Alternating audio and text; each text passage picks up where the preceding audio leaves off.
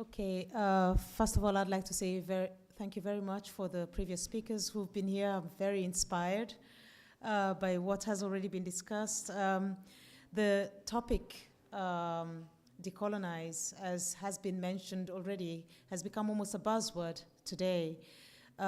We at Hand in Hand were originally inspired by Ngugi wa Thiong'o's Decolonize the Mind, in the sense of free your mind, in the sense of, declutter, in the sense of, just look at your histories and at your misconceptions, at your prejudices face to face and, name them exactly for what they are.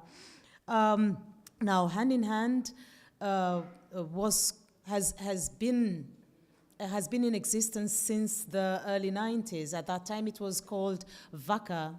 It started off as an anti-nuclear weapons movement, a peace movement, really. And when we got such incredibly high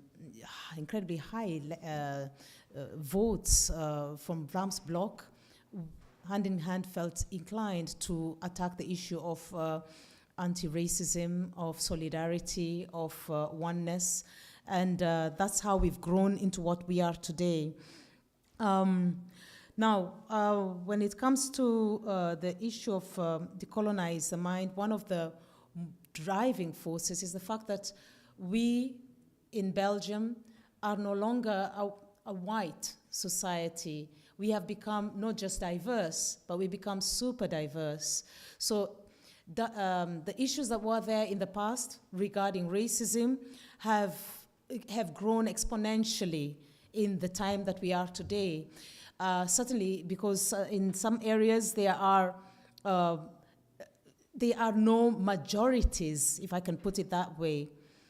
Now, we sometimes are in lacking with the terminologies that we use.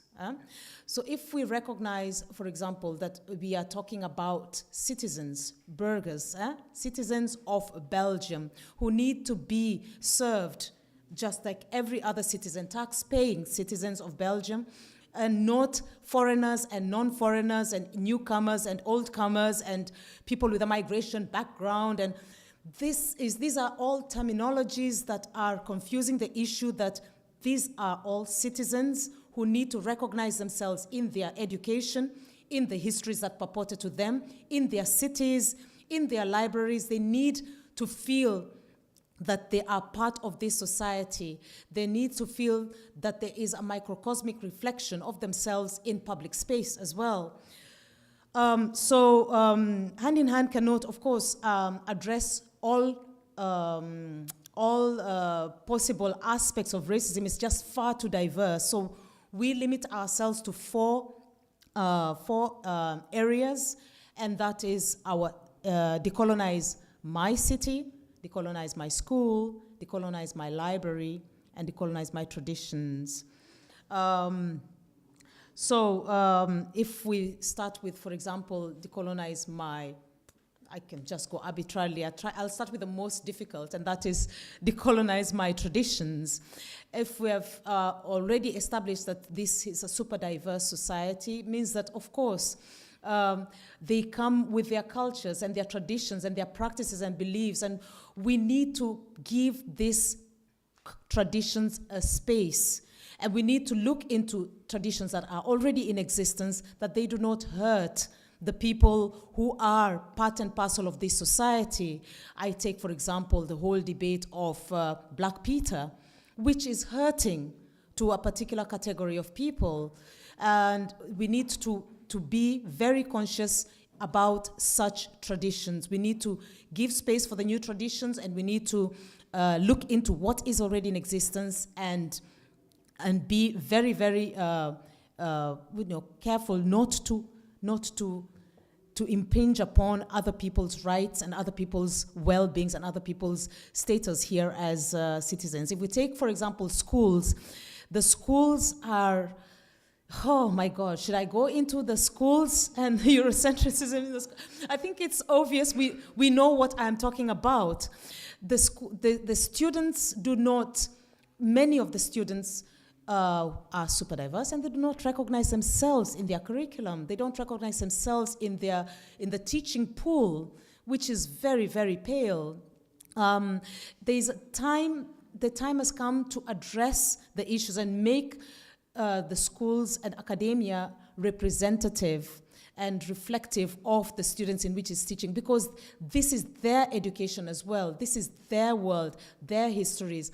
In a sense, our histories are juxtaposed against each other, and we need to just not create the friction between the different, we and they, the white or the autochtone, I hate the word, and the alloctone, oh God. So we need to move away from that. So that is with education. If I can take libraries, again, we come up with the same issue that a lot of the collections that are there, a lot of the books that are there are coming from authors from the West, really highly dominated by Western authorship, while we have a lot of very capable authors from all over the world. And if you do find such books, they are often in some corner where you have to maybe reserve to get it.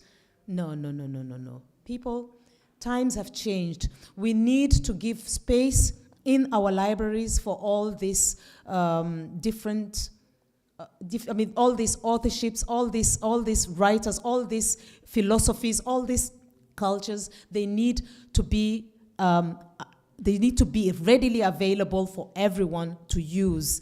Libraries should be also a place where everyone can feel that they are represented.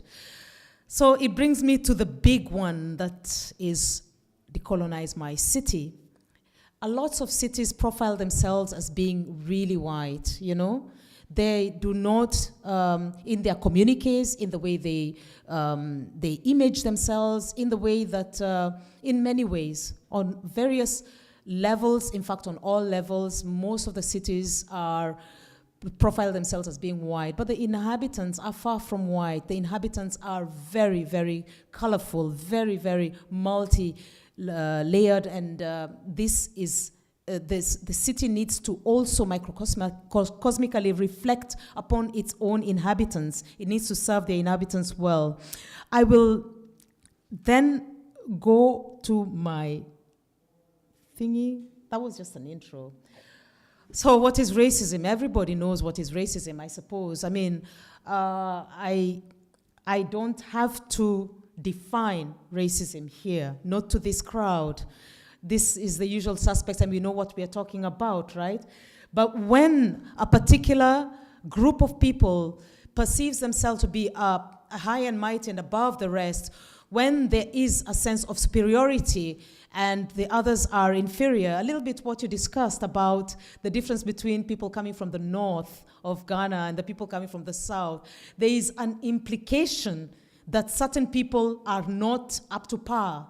And that is something that we need to address, We need to not, act as if it is not there and living with us right now.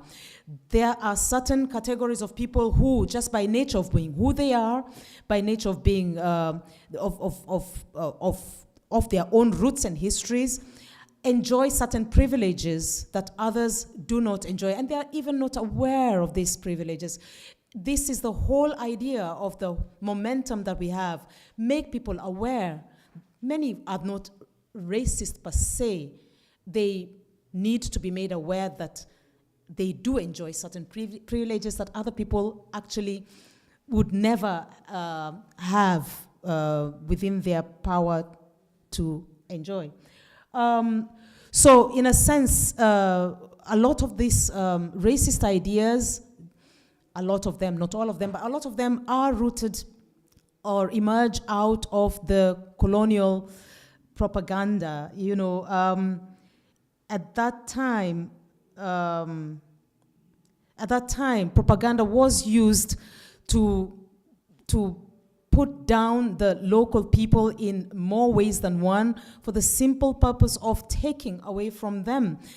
among other things. I mean, again, I don't need to preach what colonialism is to this crowd. We know what it is. We know where it's coming from, but we do need to address it. We do need to know the damage that it's doing to our people, our citizens right here and now.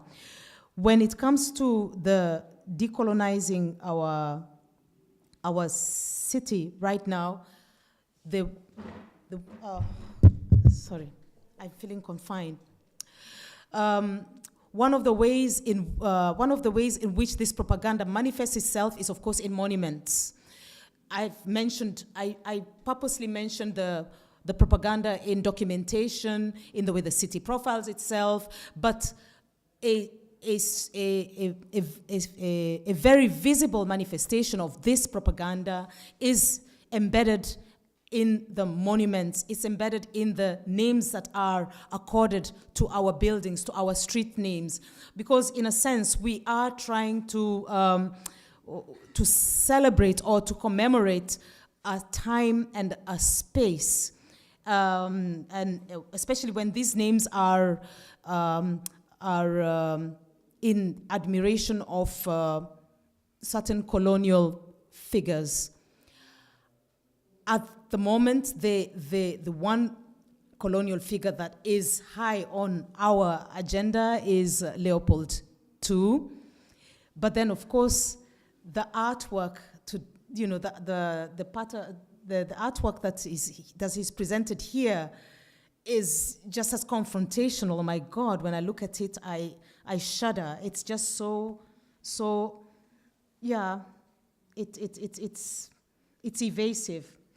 So anyway, we need to give more attention to this colonial past by recognizing or acknowledging that it did exist, it did happen, not by negating it. And by extension, I would say I am not one of those people who believes in let's get rid of those monuments, or there must be a way in which we can recognize that this time and this place did exist. Give it a space, give it a space in which it can be articulated and in which it can be reflected upon. But it is not just enough to recognize it.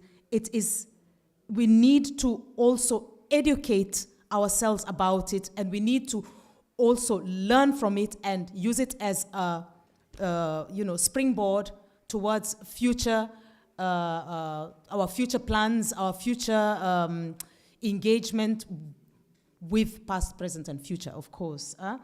So, in a sense, what we need to do is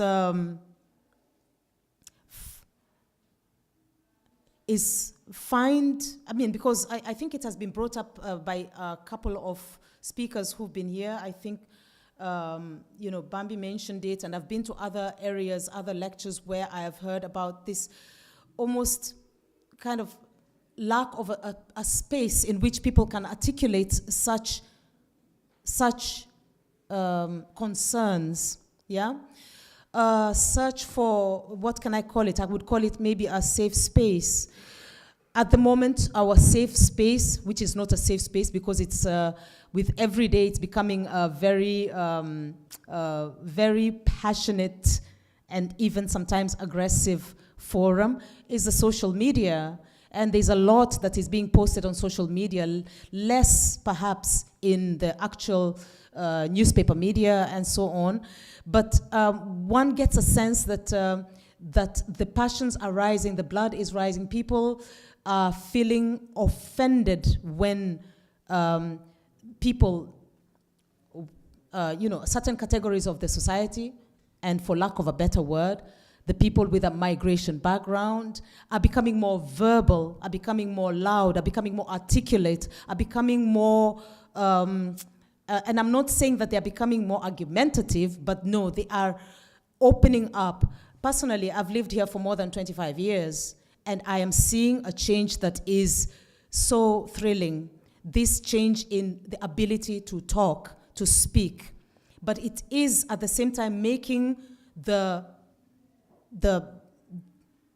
more white, the autochthons, very uncomfortable, and some are feeling personally attacked, you know. So we need maybe to reevaluate how we address these issues. We need to reevaluate how we table it in our day-to-day discussions. And one of the ways that one would suggest is perhaps through narratives, an amalgamation of narratives, allowing people to talk, allowing people a space in which they can articulate these narratives.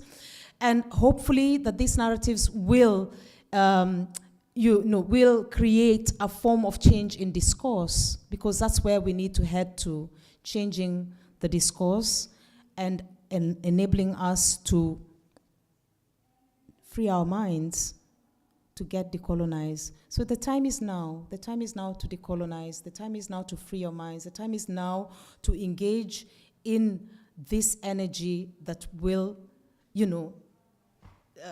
spring us into a future that is much more respectful of the citizens who all inhabit this wonderful land. I'm sorry I'm not using my PowerPoint, because I realized this is not the crowd. You guys know everything that's on my PowerPoint. It's just, I'm not going to do that. So yeah, it's just, more of, you see, no. It's just called propaganda, the references, where we performed the number of cities in which we find colonial references at the moment here in Belgium, strongly anyway. And the big action that we conducted, decolonized action, which we conducted on the 17th of January in various towns, where we wanted people to hear the voice of the downtrodden, to hear the voice of the citizens and hear them talk. A space. For that one day, there was a space. And these are the towns in which the actions went through. And these are the 4 areas that I mentioned to you that hand in hand is focusing on. So the library, decolonize our library, our school, our town, and our traditions. And that's the website where you can find more information about what we are doing in hand. I would, at this moment, welcome any questions that you have, commentary, suggestions. Thank you very much for listening to me.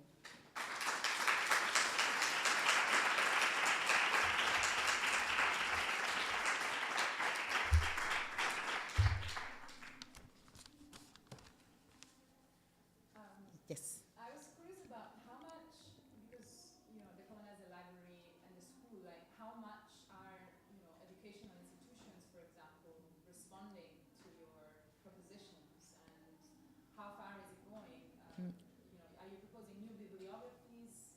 Also to be user ready for children? Are there books actually being written right now? Because this is such a basic education that you would imagine this should go through every age group, basically, and I'm curious on how far is the process. Yeah, well, it's of course it's slow going, and we have had several kickoffs regionally. So we've had kickoffs in Ghent, in Leuven, in Mechelen, in Hasselt. We've had kickoffs, and the purpose of these kickoffs is to meet people on a local level, talk to them, engage with local staff, teachers, people from all walks of life. During these kickoffs, we try and we divide the group into werkgroepen, into working groups, where we try to discuss what can be done, and the documents that we have in our website are the results of these discussions. There are so many. It is when it comes to schools, one is stuck with whether you should begin with the class itself or with the teaching core, because they are the ones who are going to teach the kids in school. So, or whether you should go right up to the top and discuss policy, education policy. It's difficult because this is a completely closed community, and we can only make suggestions at the moment. But we are working tirelessly with various interesting, experts. For example, the democratic school, or I can't think of it right now because I'm in a spot. But we are working with a few experts to see which is the best way to approach the situation. There are certain cities who have engaged themselves to be, to be ECHR cities, so European cities against racism. And many of them have tabled education as part of their priorities, part of their agendas. So we are working with these cities like, for example, Genk. Leuven is joining very soon, and we have several other cities, not just in Belgium, but also internationally, like Barcelona and so on. So in that context also, it can expand our reach in academia. When it comes to libraries, well, we asked our sympathizers and our background people who are our contact people to suggest books that they feel are lacking in our libraries. And we created a sort of canon. I know it's ambitious to call it a canon, but we created a kind of a canon, which we have sent out to as many libraries as possible. We are also talking to the National Organization or Union of Librarians, and they are very keen on this canon. So that's I think there's room there, to go somewhere. But like I said, it's a work in progress, and we are really, any suggestions come in really handy, but we are working on it for sure. Yeah. Who finances you? Is it the public? Yeah, well, we are what in Belgium we call a beweging. So we are financed by the Flemish government, but it's not money that's going to make anyone rich. So it's very, very, it's meager in a sense. Our organization is mandated to reach out to the whole of Flanders. And definitely with this topic, Decolonize, with this campaign, Decolonize, we've reached out to the French region. We've had lots of interviews with a lot of organizations in the Brussels area, in Liège, in Charleroi, because it is just too important a topic.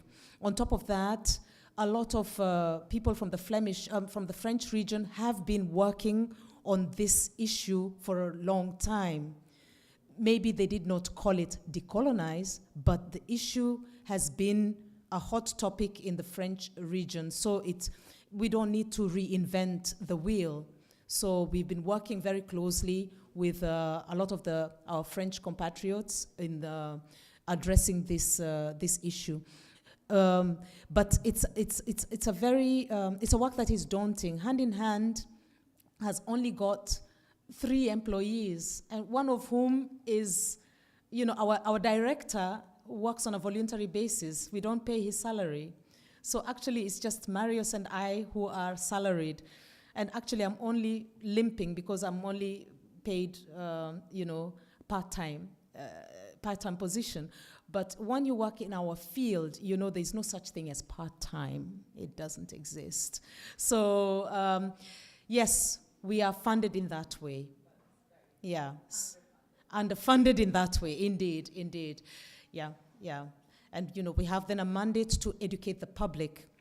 But we don't have, for example, a mandate to go to schools and be visible in schools. We have a mandate to ask partners to carry out or conduct actions, but we don't really have the mandate to do the actions ourselves. We we take the role of expertise. We offer them expertise and support and guidance. But it is our role to recruit and thereafter to coach and to support. Yeah.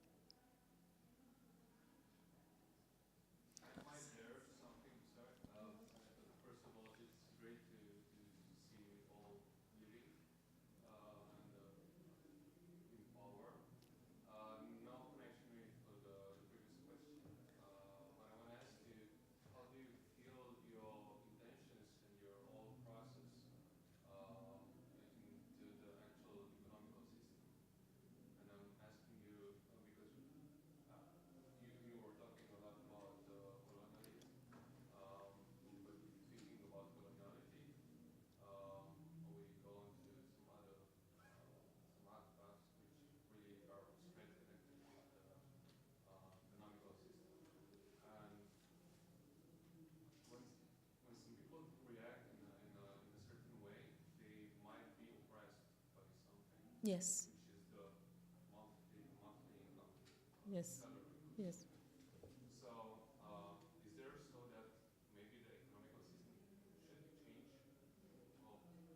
Economic system.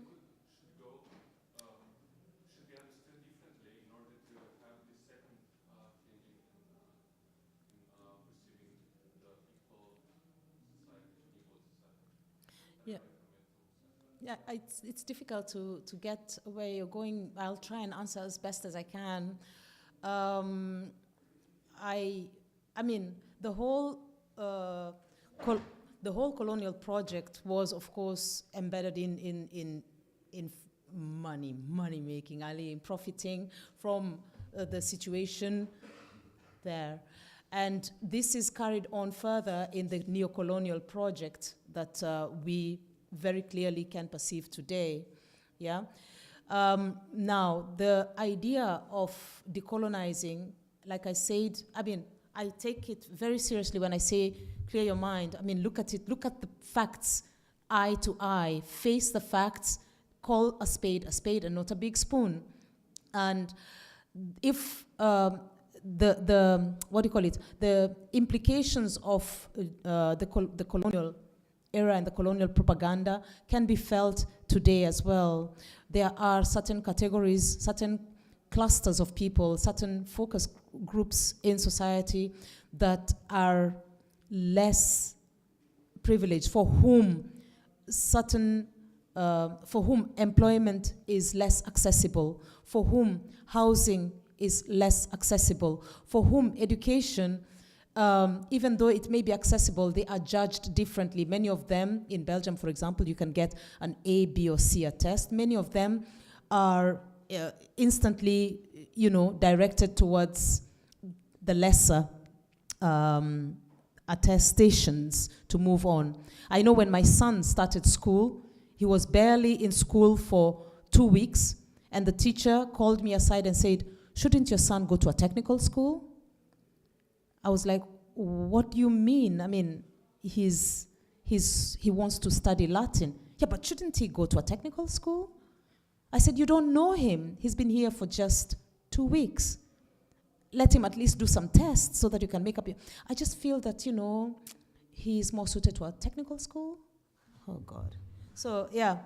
And I'm not alone about, at least I could fight, I could stand for my son, but there are other people, again, maybe it's a cultural thing, maybe it's just a question of respect, who take very seriously what the teacher says. If the teacher suggests something, it's like almost God, "Oh yeah, okay." It's like if the doctor says something, "Oh yeah," you cannot critique. So yeah, there are certain people who are suffering as long as we continue to not address the issue of decolonization.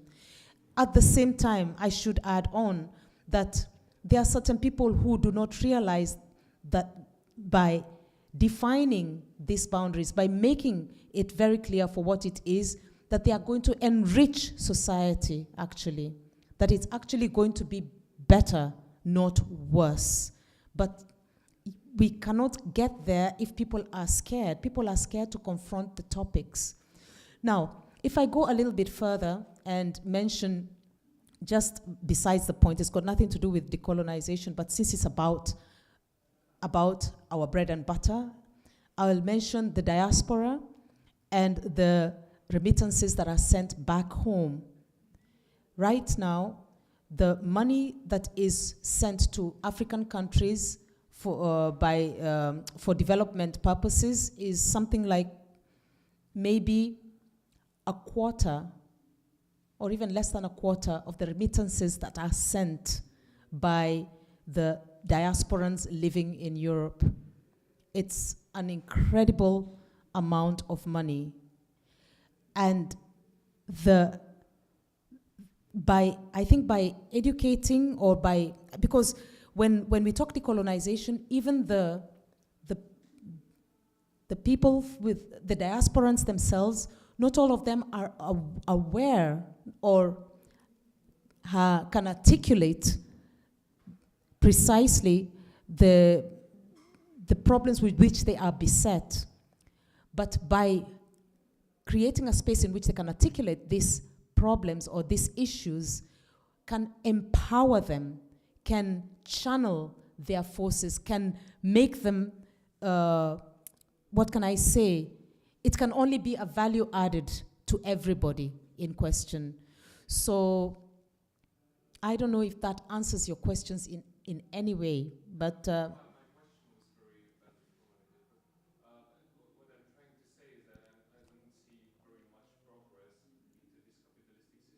yeah.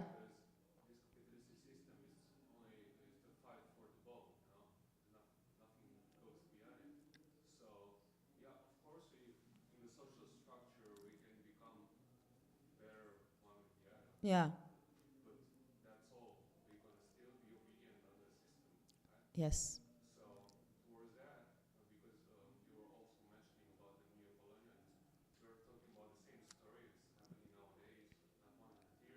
Yeah, yeah, yeah.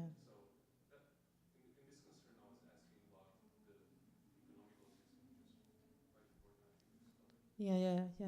No, it is important. But then, again, when we are talking capitalism, it's a situation that exists everywhere. In Africa as well, people are grappling with it. Corruption, capitalism, individualism, and so on. It's difficult to, I'm not an economist, let me say that right straight up, but it's difficult to go back to a more, let's say, socialistic or communistic ideal, not in this day and age. So the best way, I think a way forward is to recognize the wrongdoings and to make sure that there are rules that put brakes upon the excesses. It has to be dealt with by the law. It has to be dealt with in a way that nobody can go against it. But you cannot change people, you cannot change discourse by saying, oh, this is wrong. You can only create certain rules to curb impingement of other people's rights and other people's liberties, and hope that we can build upon that and become a society that is more in tune with one another. It's an ideal. Yeah. Yes. Yes.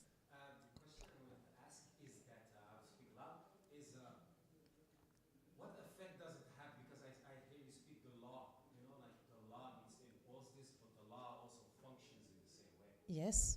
It's the same system, more or less. It's also like, because I said so, it's a very archaic, hierarchic system. Yes. There's no, like, law and justice. Yes. They're two different. Oh, yes, absolutely. Yes, which proves that. My question is, how deep and how strong is the impact of the lawlessness around racism in Europe and just around the world? Like, we know stuff is bad. If Bart Wever, for instance, he do season starts again, he'll just make a bad remark about Moroccans. It goes around all of Flanders. Nobody can do me anything anyway, so I'll reach all of my people. I'll polarize again. Oh, here's 43,000. I say, and they try to attack like the Yeah, Oftuga, yeah. and actually enforced the reversed thing because the law system said no on it. Well, now that means another company can do the same because in the law they can't catch me. Yeah, yeah. They can't do anything. Yeah. So what is the impact of this lawlessness, basically, on racism with people? I think it still comes down to decolonize the law. Nobody is daring to articulate it in that way, but there is the law at the moment is very unlawful. The law at the moment is very violent. I personally, I don't know. I think people like me have had an encounter with UNIA at one point or another, and when you come out of that, you realize that actually it's the victim that's victimized when you have a complaint, because I've been there a couple of times, and each time I went there, I'm told, oh, so you feel that you're being victimized by your landlord? Okay, go and get us at least 10 people who have been victimized by this particular landlord you have to get 10 who have been victimized in exactly the same way. So if the landlord, for example, knocked down your door and made a dent, you have to get 10 whose doors have been knocked down and made a dent, because if you get one whom the landlord yelled at, that's a different problem. If you get one whom the landlord called stupid whore, that's a different problem. So I couldn't. So I've had a lot more racist problems, and I don't go to UNIA because the weight of proof is on the victim. I've attended a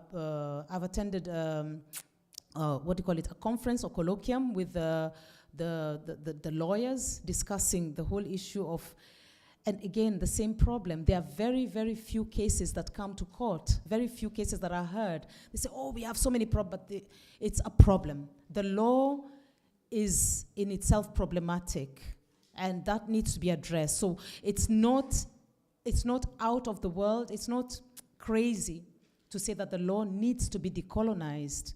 It's like, for example, the issue, for example, of science. Again, there is no African science because the nomenclature is Latin. The judgment of science is very Western. So the tendency to just push aside, like there is no science coming from Africa, come on, can there be? So I don't know. I don't want to go into that discussion. It's too complicated. I came from another conference. So anyway, so the law is problematic in itself. You're right. There needs to be a way in which, when somebody mentions a race, a violation being violated, and it's a racist offense, there has to be recognition and acknowledgement that this is an offense, but it isn't at the moment. So there is a need to decolonize the law. The law itself is violent and violating and impinging upon the rights of so many. So yeah, you're right. Yeah. But we still need the law. We still need a structure. We need a structure that will address these issues. We need a way in which there can be retribution, not retribution, but there can be a sort of a reckoning, a sort of a stop, don't do that. There has to be a stick somewhere. There has to be a carrot. There has to be a system. And for lack of a better word, I say the law, but I agree with you. The law is problematic, at least on that issue. Yeah.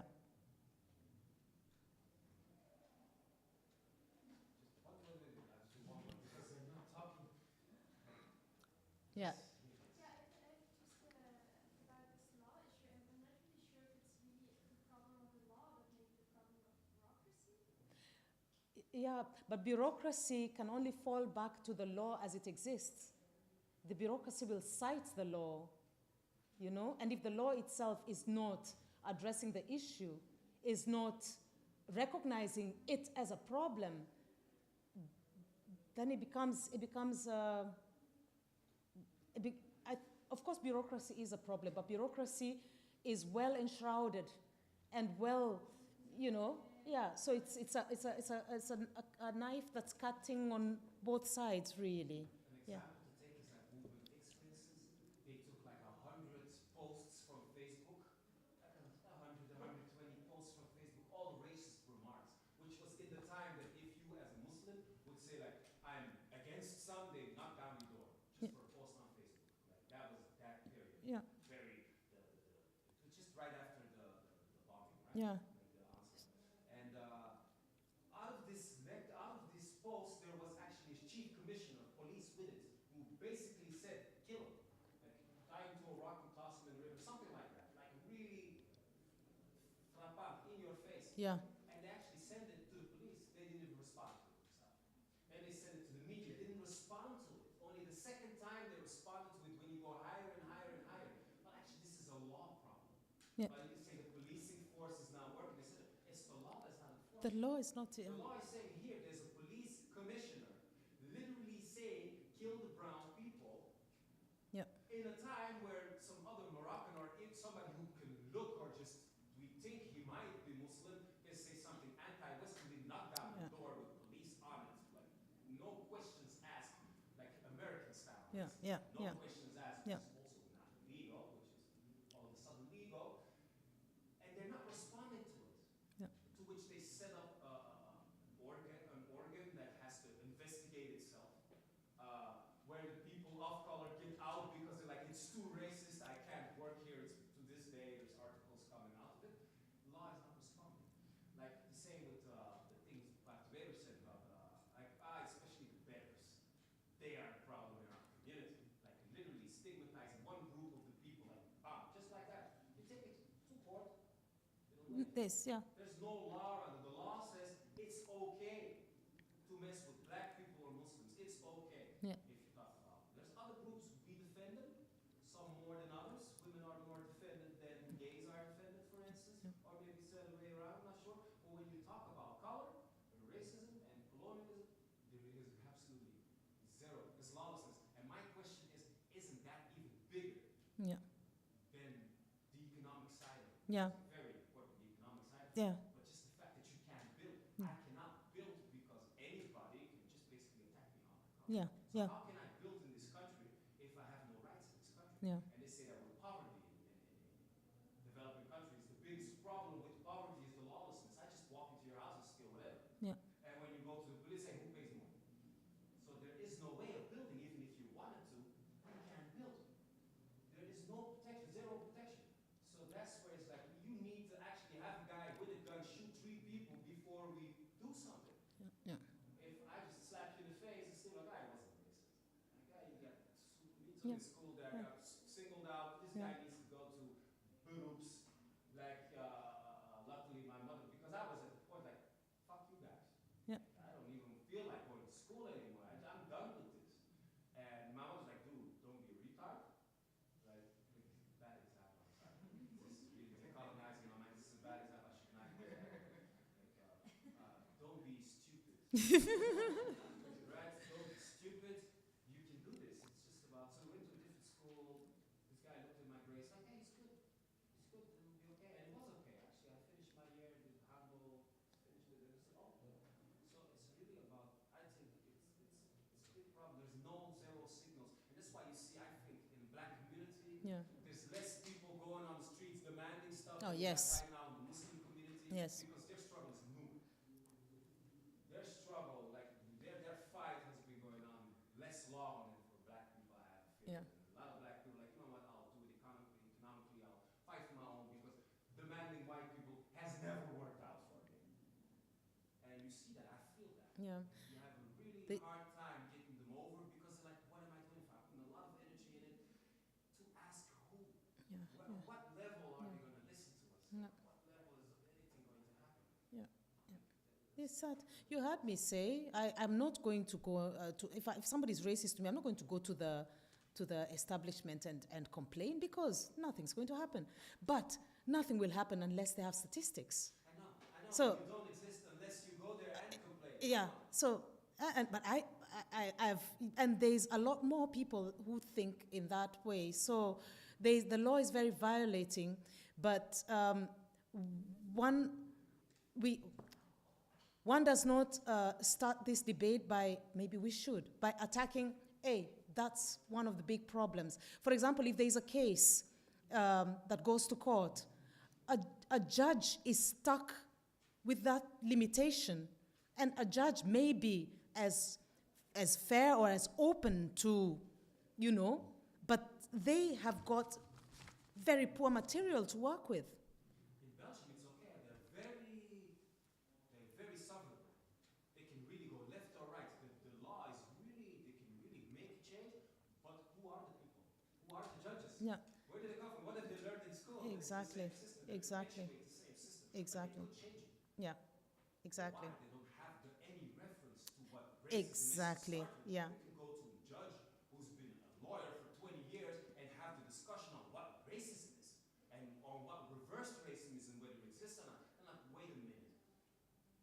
These people are like basically defining the ideologies and lawlessness, like the ideas of what is right and wrong in our country. Yes.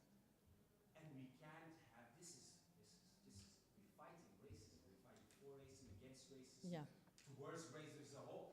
You can't even discuss with them on what racism is. No. So how can these people be the compass for our moral guides? Yeah.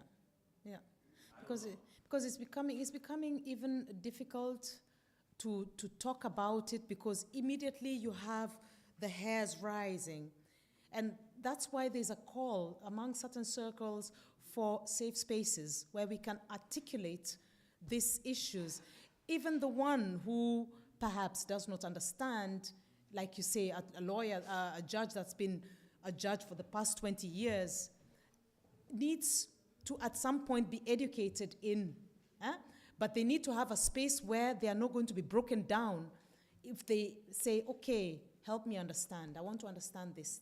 There needs to be room created to address this issue. And as long as we continue the way we are slowly creating two parallel, two parallel walks of life, ways of thinking. We are alienating each other instead of radiating towards each other for mutual goals. So that's what we need to do. Yep.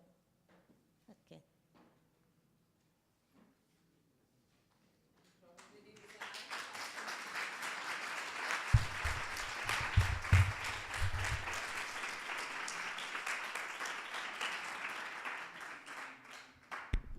Thank you so much, everyone, for being here and staying through. Thank you all to all the speakers, and I hope you can stay longer with us to have some drinks or food. And by 9, actually, DJ Booba will put some music too, because it's time to dance as well.